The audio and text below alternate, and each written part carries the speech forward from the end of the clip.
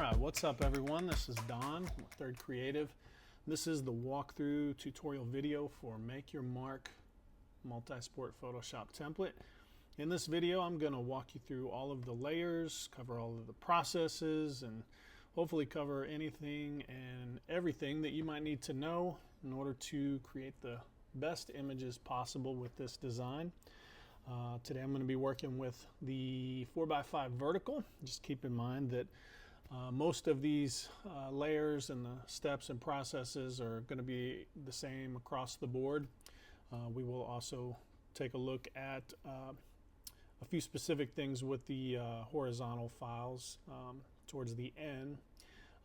But as always, I like to start at the bottom and work my way up through all the layers. So I've got everything housed in these subfolders, and it's always a good idea to just turn things on and off and go through and just get an idea or feel where everything is at. Of course, you can always read the folder titles, and that's of course going to be very helpful. But if we turn off the background, you can see everything that is enclosed there. Same thing with your sport name option. Just kind of go through.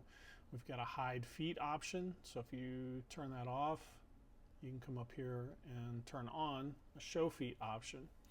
So you can see that these lower layers are included depending on which option you go with.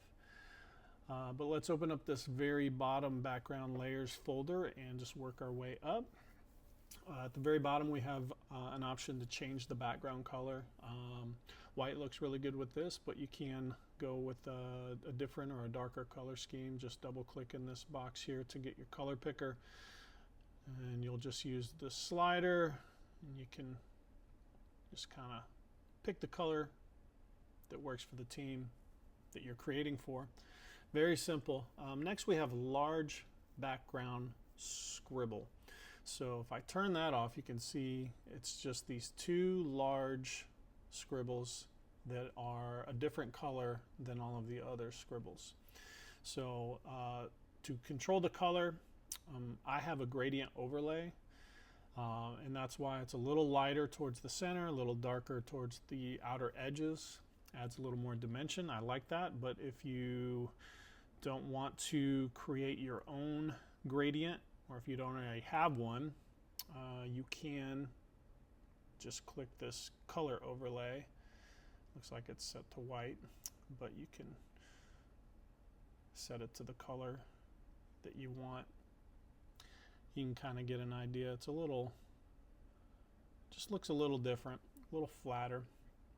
If you do want to create your own gradient overlay and you're not familiar with gradients, you should probably do a quick YouTube search, just like a 3-minute video or 5-minute video on gradients. But just to give you a quick idea, if you click on this box here, basically your darker color is going to be this little box here, your lighter color here. So if you click on it and then click here, you can pick the color that you want. So I'll go a little darker navy. Come over here for your lighter color, and we'll go with a little lighter navy. And that's just a quick demonstration of how you can change the gradient. And that's if you don't already have one. I have a lot here. You can always open it up, and if you want to have them separate colors, so one color on the left, a different color on the right, you'll just turn off anything that's on the subfolder, and you have the same options on each layer. So you could change them up if you want to. Let's see, we'll go back there. Next we have our small background scribble. So if you turn that off, you see there's a lot that's in this subfolder, and there is no gradients on this one because they're kind of smaller and thinner and wouldn't be as noticeable. So if you want all of these scribbles to be the same color, which is how they come by default, you just double click the word color overlay on the folder, and then you can select the color that you want all of them to be. If you want them to be different, then you can turn this off, and then you can control each layer individually. If you run into a scenario where you only want say 1 or 2 of these scribbles to be different and you want the rest to all be the same color, you could always leave this on, find the 2 that you want to be different, and drag them up outside of the layer folder, and then you can control their color independently with color overlays, which is very simple. You can pick any color that you want. Let's see, next we have our background subtext layers. Turn that off. You can see the smaller marker style text layers go away. So you can open this up. You have font option 1. So you'll notice this is kind of a prettier handwriting. If you want something a little more, less pretty, a little more, I don't know if aggressive is the right word, but there is another option that you can turn on, and you can see, you know, it's just a little less pretty, depending on the look that you're going for. And they're all set up the same way. You can, if you want all of them to just be the same color, you can turn on the color overlay, and then you can double click the color overlay and pick the color that you want. If you want to switch them up, you will leave this off, and then you can go in, and each layer has its own color overlay, so you can make them different. Let's take a look at some of these. I have these layers here that are blue. You can change the color. They're subtext accents, which are these. You can see I have one highlighted. These right here. So if you were to change the text here to something shorter or longer, then you're going to want to move these accents or turn them off if you don't want them, so that they line up correctly. So I will, I'll give you an example. We'll say something just a little bit longer. We'll go with Bears Pride. Okay, so you can see it starts to overlap. It's longer. So we'll select this first one, which is on the left. You can use your arrow key if you want. Position it how you want. Same thing with the one below it, which is the one on the right. Use your arrow key, or you can click on an anchor point and then click inside and just drag it where you want. If you want to change the size or position of it altogether, you'll want to select, you know, one or the other of these. Hold down Shift, click to get them all selected. Now that they're all selected, you can click on an anchor point. In order for me to maintain proportions, I have to hold down Shift. So if you see it doing weird things like that, just hold down Shift, and then you can make it smaller, you can make it bigger. And let's say you know it's covered up, you have some different primary text here and it just doesn't work well there, then you can move it somewhere and make it fit somewhere that does work, wherever. So the way I have it set up by default works well with Bulldog Cheer, the way it's laid out, the way it's lined up.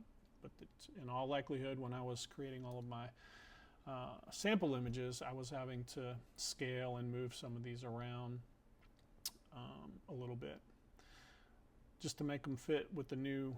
As you can see here, you've got different fonts, you've got different layouts, so it just depends on how you have it set up. You probably have to move some things around a little bit.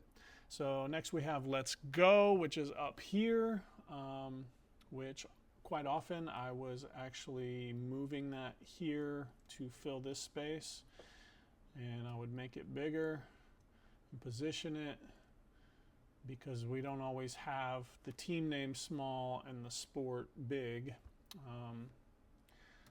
If we jump back over here, you can see I did that here, not here because Lady took that space, but I did do it here and in most of these. So it just depends. Again, it's kind of like puzzle pieces. However you set up your text determines where you want to position all of these little subtext layers. Next we have another subtext accent subtext layer, another subtext accent. That's this one over here. Same thing applies. You can change the color of any text. If you have your character panel up, you'll see this here.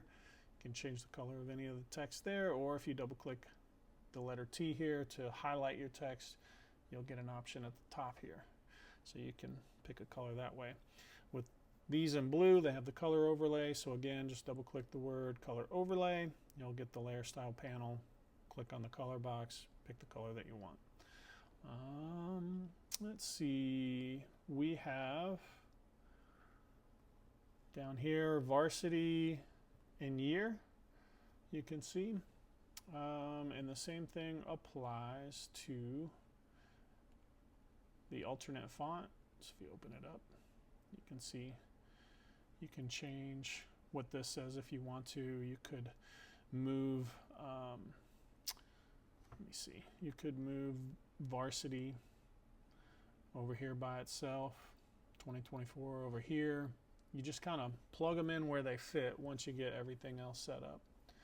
We'll cancel out of that. And that is everything in the background subtext layers. So next we have a few layers that you probably won't do anything with. This is paper texture floor. This is paper texture background. So if I select the background, you'll notice the border, you can see the line which represents the edges. It stops here, which is also where the floor layer starts. This is super subtle. Anything on a screen you're probably not going to see unless it's printed really large, maybe a banner. But you'll notice there's a paper texture that's a little bigger. It's a little smaller in the background.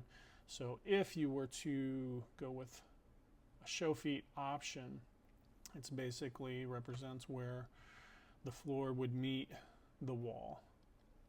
Very subtle, minor detail, but that's what these two layers are. Next one's pretty important. It's a vignette, and it is set up. Let's go ahead and turn this off.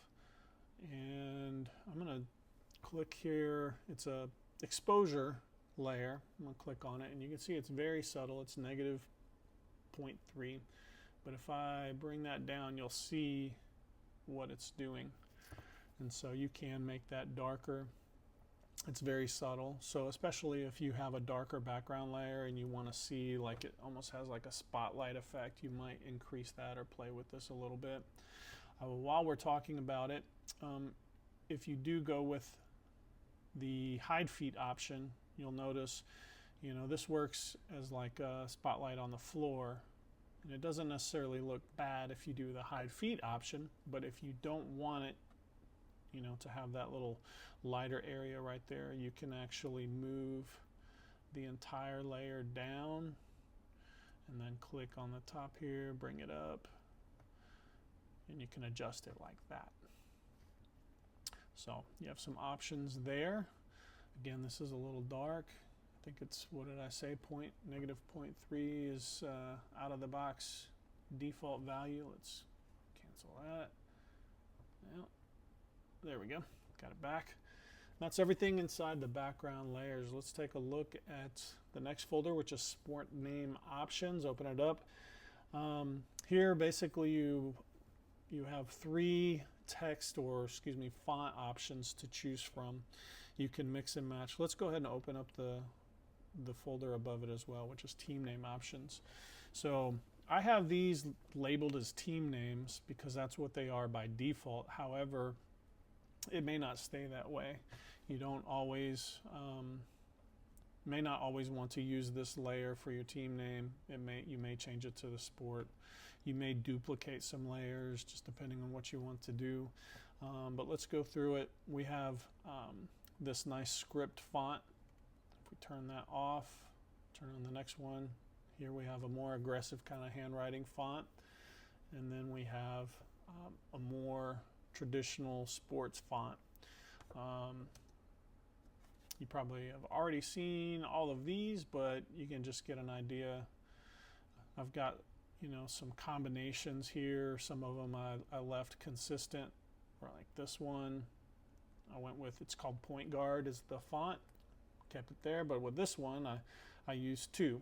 So you've just got some options. And then here you can see that I made the first or the top team name much bigger and left football, bigger, kind of arranged it. I just want to show you different ways that you can change these. And here you can see I have two, so I actually duplicated the layer. I put one up top for lady, and I have one down below for the sport. Just some different ways you can do it. So those are the three font options on both. You'll notice there's an underline here, so if you were to change this, let's just do something as an example. Let's say I'm going to do bulldog, so that's way too big. You can come to your character panel and reduce the value if you wanted, or I like to just use the move tool. So if you have it up here, you change it, now you can see there's a lot of separation with this underline layer. So we would want to go back into the background layers, and it's going to be under the small background scribbles, and it's this one right here. Now we can move it up. If you don't like the angle, you can hover right here. You see how the arrow changes, then click and drag up or down. You can make it bigger, you can make it thinner. If you hold down shift, it will maintain its proportions, and you can position it how you want it. So keep that in mind. Also, while we're on the subject, same thing for this one down here. If you move things around, it's this underline scribble right here. You can make it bigger, you can scrunch it down, you can make it taller. You can do that with all of these scribbles. So if you need to move things around or make them thinner, fatter, wider, narrower, you can do that. So let's go back the way we had it. All right. So let's talk about changing the color. We'll just stick with this here. Okay, they're all set up basically the same. We've got a gradient overlay turned on. So we've got a darker color at the bottom. It's a little lighter towards the top. So if you want to use the gradient, it's the same thing. Double click the word gradient and pick the gradient that you already have. For example, if you set one up for these large scribbles, let's say this blue one is the one that we set up. If you click, well, let me back up. If you have your gradient, if you click here and hit new, it will add it to your gradients here at the end, and then that will allow you to just click on it when you come up here so that they match if you want to use the same gradient, same color. So if you've done that, you'll just see it. It's the last one. Of course, you can do a color overlay if you just want to do a solid color instead to keep it simpler. Then you just choose one color. That is an option. Let's see, we've got our stroke. So it's a white stroke on white background, but we have the drop shadow so you can see that it's there, create some separation. If you double click the word stroke, you can change the size of it. You can make it smaller, bigger. You can also change the color by clicking on this little box here and make the outline any color that you want. Pretty simple there. And then we have some drop shadows. I actually have two on here. There's one that's a little doesn't come as far down and it's darker. And then I have a bigger one that comes further down. It's softer and lighter. And so if I turn one off, you can see the one that's left on is very subtle, but it's there. So there's two. Now you can always adjust these if you want to, both of them. If you can see that they're right here. So the smaller, more prominent one, you can adjust the opacity if you want it less or more. You can increase the size or decrease the size. You can increase the distance, decrease the distance. You can play around with that if you really want to fine tune the shadows. If it doesn't, I've got it set up where it looks good with this particular scheme, but You know, if you have a darker background, you may want them to be a little more prominent so that it doesn't just blend into, especially if you have maybe a black background, it's not going to show up as much, or a darker one. And then the same thing applies to all of these. So again, you can duplicate them, you can move them around, you can do all sorts of things to arrange your text because it may not work perfectly the way I have everything lined up. Let's see. All right, so we've got our hide feed option. Let's look at that. So I went ahead and put the text layers for the hide feed option inside the folder because it didn't work quite as well as if you were to show the feet. And so you can see instead I've got some floor layers here and I've got text over here. If you want to use this option here for the name with show feet, you can always just click and drag it up, turn this off, turn this on. You just kind of have to work with it and get it how you want it. But I think more often than not, you would just stick with the way that it's set up here.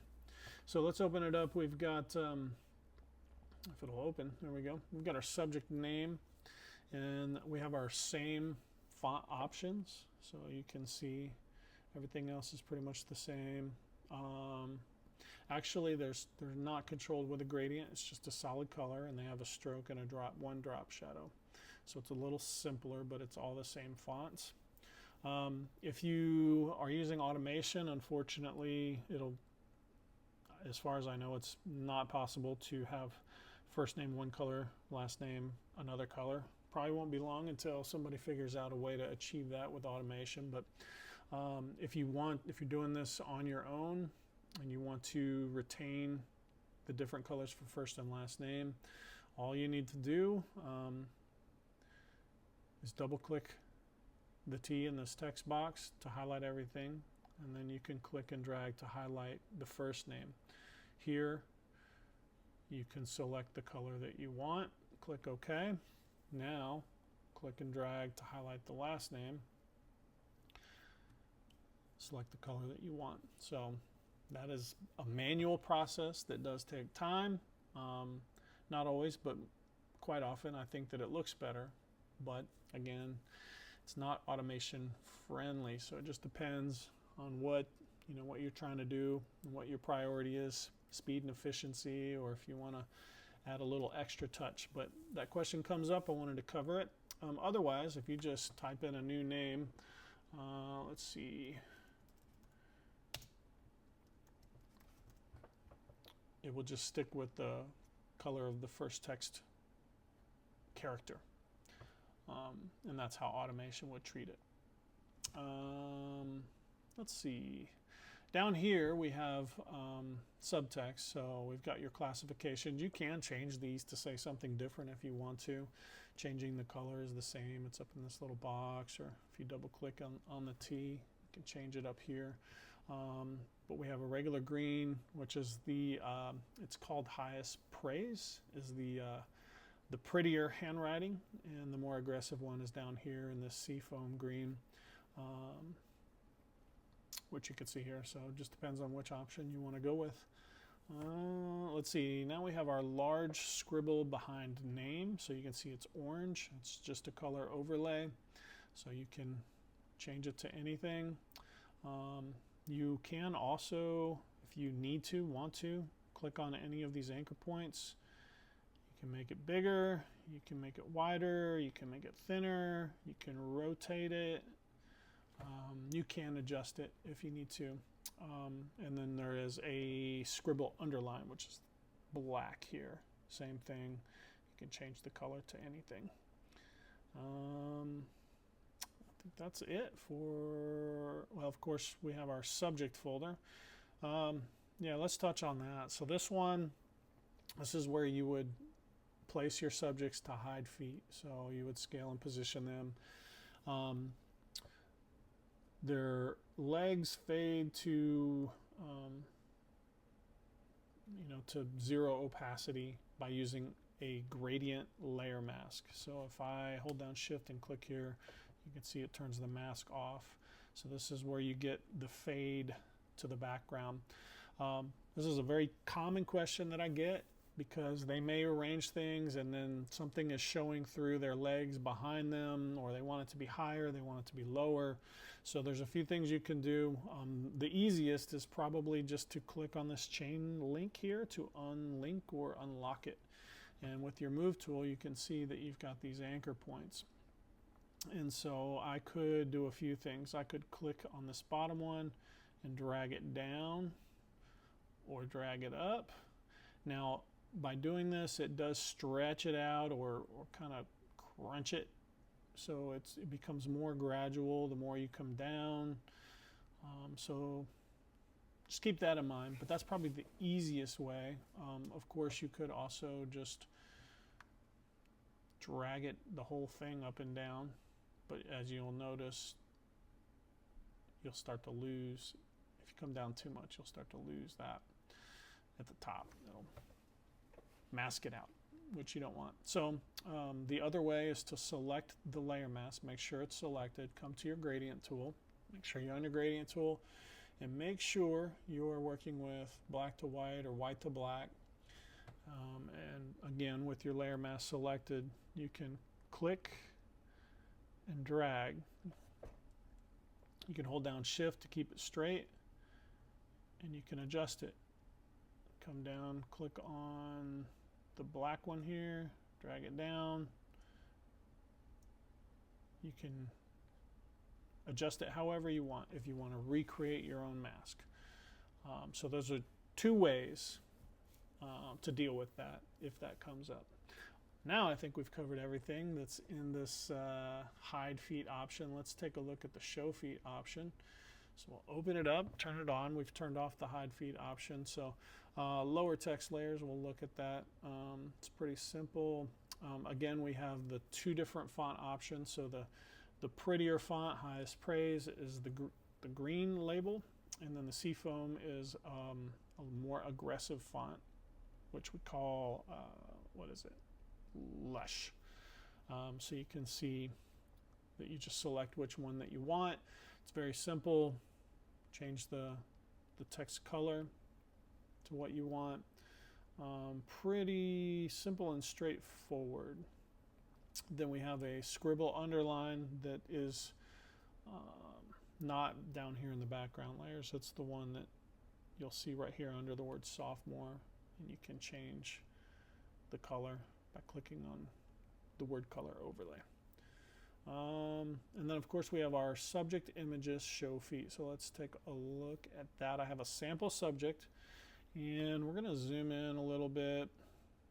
If you use the show feet, you're going to have to create your own contact shadows and ground shadows, and I understand why most people don't want to do that, but some people do. So I have both options in here. This is a sample of a contact shadow, so you can see if I turn it on and turn it off, it's just this dark deep shadow, real thin. If I turn off the subject, you can see what it looks like. I achieved that. I'll actually show you real quick. I have a brush. It's just make sure it's black, it's soft round. I have one that I call D and B for dodge and burn, because I use it for dodging and burning, but it sets the flow and the opacity at 20%. For this, probably be good to be a little bit higher, maybe 30 or 40, but I just use my bracket key left to make it smaller, bracket key right to make it bigger, and I just start painting it in. Doesn't have to be like super perfect. You just got to do enough to kind of sell it. And so you'll see I'm doing a lot of strokes. I'm building it up, and that's because the flow and the opacity is all the way down to 20. But you get the idea. I did that very quickly. These I have soft ground shadows. They say reusable. If you turn them off, you can see I have them just positioned underneath each foot. If you turn them both off, you can see it's just a little less realistic. Opacity is what, 22%, so you can increase opacity. Starts to look fake because their shoes are so white, so keep that in mind. But you can duplicate these, you can move them around, You can make them taller, you can make them wider, you can do all kinds of things just to create a little more realism if you're using this option. So just keep that in mind. You may not want to delete those. You may just turn them off. You may duplicate and use them for each subject. That is up to you, but they're there if you need them. And then of course we have our floor layers. So let's open that up. We've got our arrow left. So here you can move it around. You can change the size and position if you want to, but the color is just a color overlay.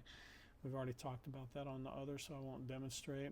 We have our circle outlines. If I turn that off, you can see what that's referring to. Change the color the same way. And then we have our solid circle. Change the color the same way. I think it should be fine the way that it is, but if you did want to change this circle, like for perspective reasons, you can hold down Shift and select both of these. Click on an anchor point, drag it down, drag it up, or you could make it wider, narrower. You can play around with that if you feel the need to. More than likely it should be fine the way that it is. And that is it. We just zipped through that I don't know how quick it was, but let's take a look at a horizontal file and keep things moving. All right, so now I've got the 3x2 horizontal file pulled up, and we won't go through each and every layer and layer folder, but there are a few things that I would like to touch on. We've got basically a bottom row subject images show feet option, which is turned off. And then we have a bottom row subject images hide feet option. So if I turn off the hide feet option, you can see what goes away. We've got similar to the individual or the vertical. You lose these layers here and also these scribble layers here. And if I turn on the bottom row show feet, it looks like this. So it's pretty much exactly like the vertical version. So you have a team name text folder here, which you can see, and it's set up basically the same way. You've got they're into separate layers because I have them overlapping. I thought that added a little bit to it. So you can duplicate these and arrange these and scale these any way that you want. And below it we have our upper subject images. And so if you open that up, I went ahead and put in 2 subfolders to allow for 2 rows. You may not want 2 rows, so you can turn off row 2 and just work with row 1, and you would place all of your subject images into this folder. They do have layer masks on them, which creates a little bit of a fade to opacity. So again, we talked about that earlier. You can adjust and change this layer mask the same way if you want to. Now if I turn off this team text, you can see it's almost like a paper tear that I went with here, and you can see it kind of overlaps this right here, but when I had my team name text, it covered up, so it wasn't an issue. So this one is a little bit different. If you want to raise or lower it, probably just click on this chain link here.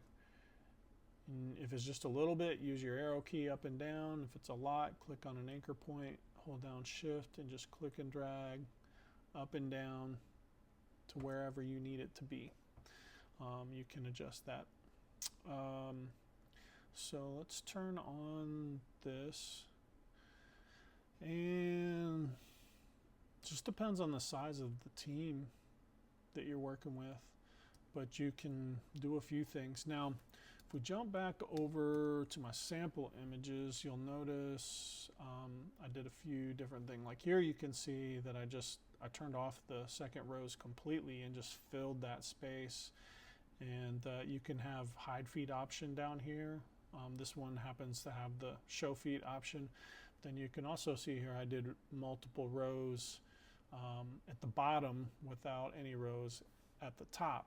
So let's talk about that real quick. if you want to have all of your subjects at the top with your text at the bottom, or the other way around, your text at the top and your subjects at the bottom, you can move this team name text up or down. And so let's say we wanted to recreate something like this here. I would move it down behind the upper subjects. Now you can, let's see here, you can move this entire thing down, which actually I forgot I'd unlock this, so let's lock it back, move this entire thing down. Now we can select our team name text, move it up. Of course, you can scale and position it however you want. In this case, it's long and thin, but over here you can see it's different font, it's taller. You got to fill the space in a way that works. But then you may not want this paper tear, so you can turn that off by holding down Shift and clicking on it. Now if we open it up, we can, of course, we can recreate our layer mask if we need to, or we can just adjust it the simpler way, but you can create multiple rows. Let's turn off the bottom and turn this on here. Let's scale this back down, something like that. Now we can select, if I close this, hold down Shift, select them both. We can move them down, scale them up. You probably want to redo your layer mask. I'm doing this very quickly just to kind of show you how you move things around. Of course, you got to finesse and adjust a few things, but I just anticipate that question coming up. How did I create looks like this when it's set up like, well, try again, when it's set up like this. And it's just a matter of moving your layer folders around and possibly adjusting or redoing your gradient layer masks. So I was able to achieve that. I think that's pretty much it. Everything else is the same. You may need to adjust the size of some of this and location of some of the subtext that you see in the background. But everything else is exactly the same. So I think real quick I'll demonstrate the MemoryMate and we'll just wrap it up. Alright, so I've got the MemoryMate file pulled up, and basically it's just a quick demonstration on how you put it together. You always want to start with your 5x4 horizontal file, and you want to create your team image first. Save it as a JPEG. Once you have your team image created, saved as a JPEG, you open up your MemoryMate file and you'll see this folder here, Insert 5x4 Team Image. You'll see it has a drop shadow on it. If I turn that off, you can see it just creates some dimension. But if you open this up and select the sample image, you can then drag and drop your team image so that it falls into place. I'll go ahead and hit the check mark. I'm going to use the move tool. You could actually go ahead and not hit the check mark and just scale it, but I'm going to use the move tool to just scale it down. I'm holding down Shift to maintain the proportions. You can make it the exact same size as the one that's in there, or you can make it bigger or smaller. You can make it higher or lower. Position it how you want it. And once you have it how you want it, hit the check mark to commit it. You can always adjust it once you start setting things up if it needs to be adjusted. So you want to either turn off or delete the sample image completely. Up here we've got our lower text layers, which they're set up kind of over to the right. You can move them so that they're centered. You can move them over here, just depending on how you set this up. Because there may be some situations where you don't want your athlete on the left, you want them on the right. And if that's the case, that's very simple. You would just move your team image to the left. And then we've got our hide feed option, which we're using. and you would end up moving your athlete over to the right.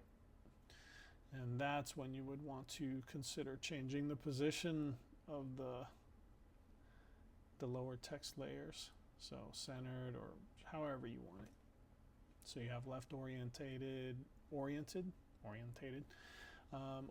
right. You can do both. And that's it. That's how you use the memory maze. So another long one.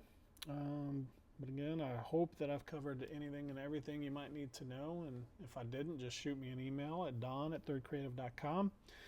And that is all I have for this one. It's time to get started on the next one. So until then, thanks for watching. And we'll see you.